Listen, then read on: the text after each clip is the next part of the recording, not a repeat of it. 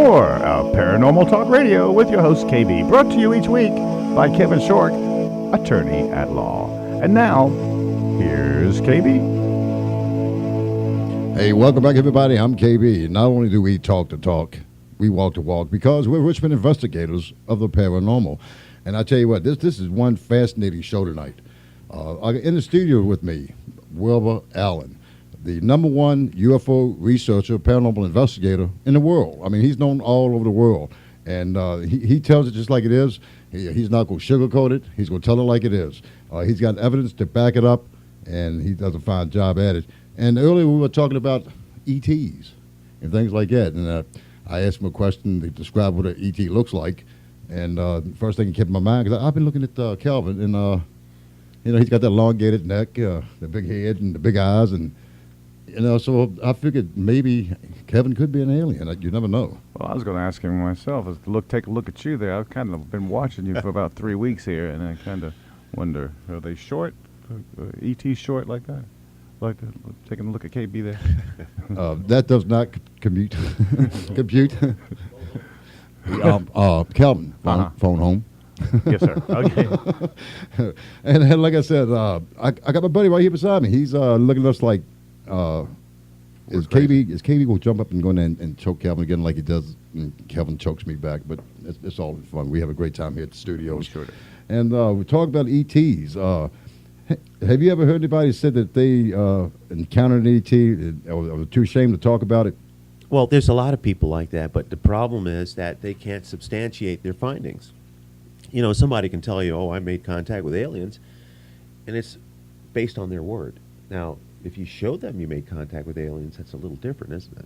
Yeah. I'm showing you the fact these objects are here. That's different than me telling you they're here and making something up about them.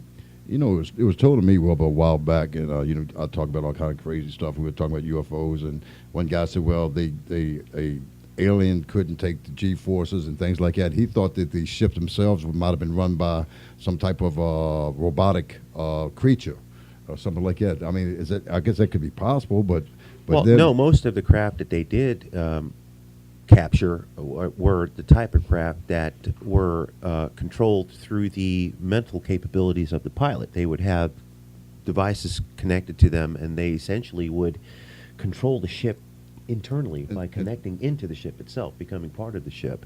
And that's basically the technology that we're looking at right now. Well, you just said something. I just thought about it. When you said that, we got technology now where a driver, and I've saw it on TV, where he can actually think about where he wants to go, and the vehicle will take you there. I mean, so, again, the technology is showing through what you just said. It's being developed even more to this day, and, indeed, we have to look at the fact that most of the advancements that we do have, and the advancements that we do have are extremely advanced, they have to be extraterrestrial in origin, or a part of some kind of extraterrestrial technology.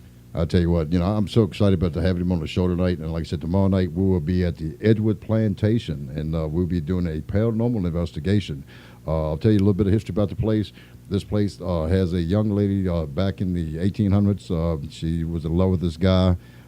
History doesn't show exactly if her boyfriend was either killed at war because he never returned, or either did the father have a duel, they say, with him in Louisiana.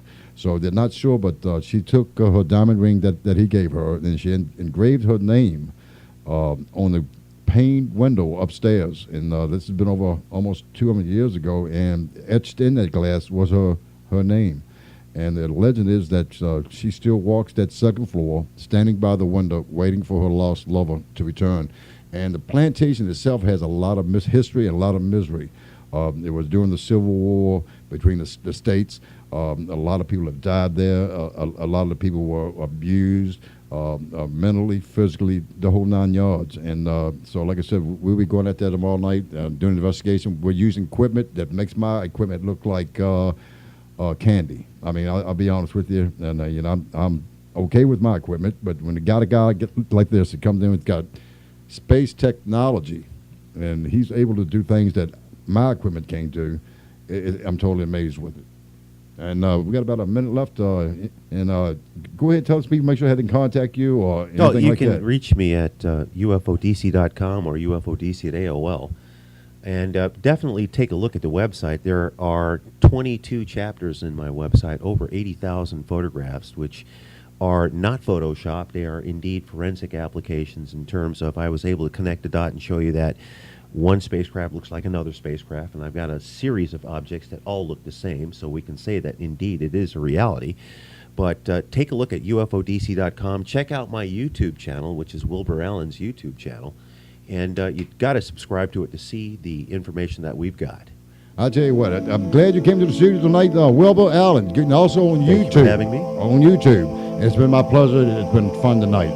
We'll see you next week right here on Paranormal Talk Radio. I'm KB. Thank you for joining us tonight for Paranormal Talk Radio, brought to you each week by Kevin Shork, attorney at law. Have a great evening, and we'll see you next week.